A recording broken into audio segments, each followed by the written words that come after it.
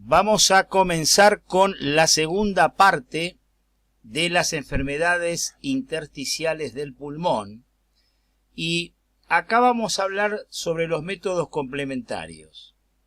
Acá tienen la lista de métodos complementarios que nosotros disponemos para poder hacer el diagnóstico de una intersticiopatía. Fíjense, la placa de tórax, la TAC de tórax de alta resolución, o sea, la TACAR, TAC de tórax de alta resolución, la gasometría, el estudio de la difusión pulmonar del monóxido de carbono, o sea, DLCO, la espirometría, el lavado alveolar, el VAL, que puede detectar fibras y productos minerales, y la biopsia pulmonar. Vamos a comenzar con las imágenes radiológicas y de TACAR. Hay tres grandes imágenes radiológicas en lo que es las EPID. Una es los trazos fibrosos tipo retículo nodulillares a nivel periférico y periliar, o sea que están esparcidos en ambos campos pulmonares, tanto a nivel periférico como a nivel central. Hay muchos autores que esto lo consideran como la lesión más frecuente. La otra imagen es la de vidrio esmerilado, que consideran que es una de las primeras lesiones, una de las primeras imágenes que pueden tener traducción radiológica o tomográfica. Son áreas de mayor opacidad pulmonar, es como áreas de neblina pulmonar. Después lo van a poder entender en algunas imágenes que van a poder ver.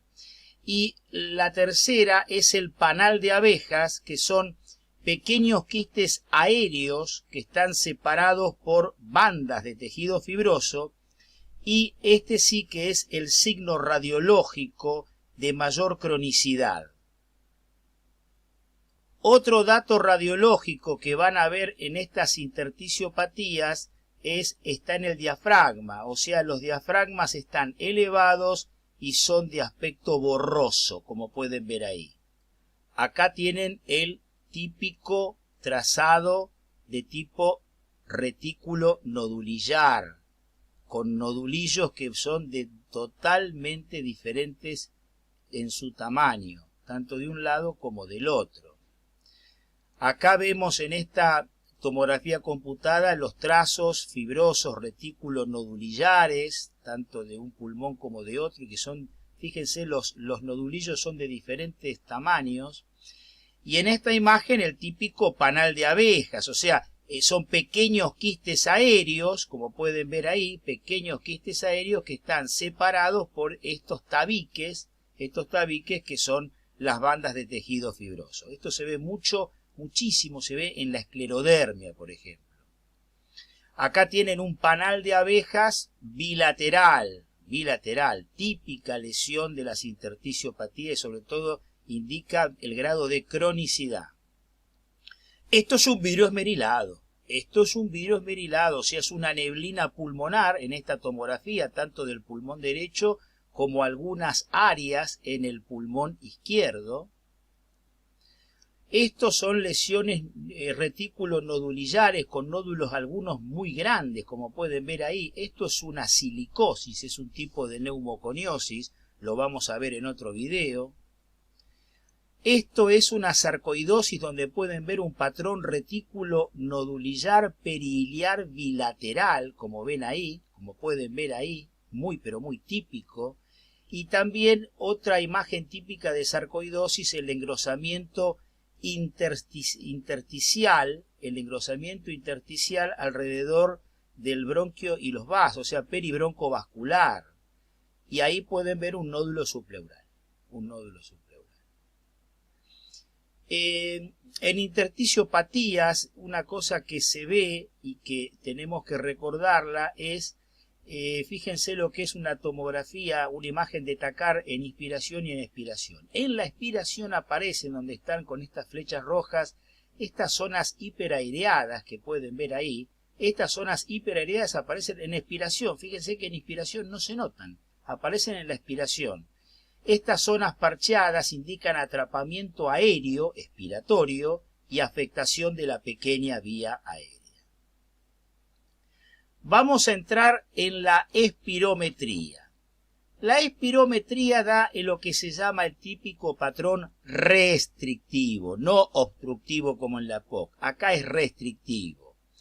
La curva sería la curva B, patrón restrictivo es la curva B. Fíjense que hay una caída del BEV sub 1 y hay una caída de la capacidad vital forzada, pero el cociente entre BEMS y la capacidad vital forzada se conserva. Por eso que la curva tiene una característica prácticamente normal, parecida a la curva normal, a diferencia de esta misma imagen que la vimos en la EPOC, donde se altera mucho el cociente entre BEV sub 1 y capacidad vital forzada. Este es el famoso DLCO. Así es como se hace este estudio, que es el estudio de difusión pulmonar del monóxido de carbono. Los valores del DLCO son valores, esta es una prueba que da valores disminuidos, y es el mejor predictor de la desaturación arterial de oxígeno, y por lo tanto se considera como la medición más sensible para hacer el diagnóstico de la EPID. O sea que esto es un método complementario muy pero muy importante para el diagnóstico de las EPID. Bueno, y entonces, ¿cómo arribamos, con todos los elementos que ya conocemos, cómo arribamos al diagnóstico de que nuestro paciente tiene una EPID? ¿Cómo llegamos al diagnóstico? Primero, por todo lo que vimos en el video anterior, que es el interrogatorio y el examen físico. En segundo lugar, tanto la placa de tórax como la TACAR nos van a dar datos valiosísimos que nos ponen en la pista de que es una EPID. Por supuesto, lo que acabamos de decir recién, el estudio de la difusión pulmonar del monóxido del carbono, DLCO. La espirometría, que nos va a mostrar el típico patrón restrictivo, que nos diferencia mucho del patrón obstructivo. Y lo dejamos aparte acá la biopsia de pulmón, la BTB, que es la biopsia transbrónquica, con un signo de pregunta, porque la biopsia transbrónquica a nosotros nos sirve para diagnosticar determinadas patologías del grupo de la EPID. Por ejemplo, nos puede ayudar para diagnosticar, o sea, la anatomía patológica nos puede ayudar en una neumoconiosis, nos puede ayudar en una proteinosis alveolar, nos puede ayudar en una sarcoidosis, nos puede ayudar en una amiloidosis, pero en el resto, que son muchas patologías que forman parte de las EPID, lo que nos puede dar la anatomía patológica es solamente fibrosis pulmonar. O sea que la mayoría de las veces nos da fibrosis pulmonar, no nos da datos acerca de la etiología. Entonces, la biopsia de pulmón, la BTB, quedaría reservada exclusivamente si yo creo que estoy frente a una neumoconiosis o proteinosis alveolar o sarcoidosis o amiloidosis. Para el resto, con todas estas, nosotros nos sirve para llegar al diagnóstico. En el diagnóstico diferencial, las intersticiopatías pulmonares, las EPID, hay que hacer el diagnóstico diferencial con la EPOC.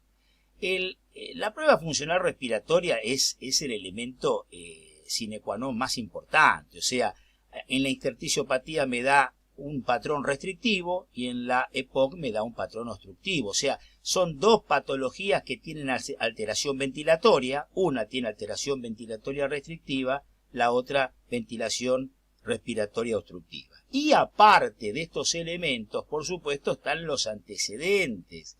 En el caso de la EPOC, recordemos que el gran antecedente es el tabaquismo, y en el caso de las intersticiopatías, sobre todo en aquellas que tienen una etiología conocida, antecedentes laborales, antecedentes de fármacos, antecedentes de radioterapia, etc.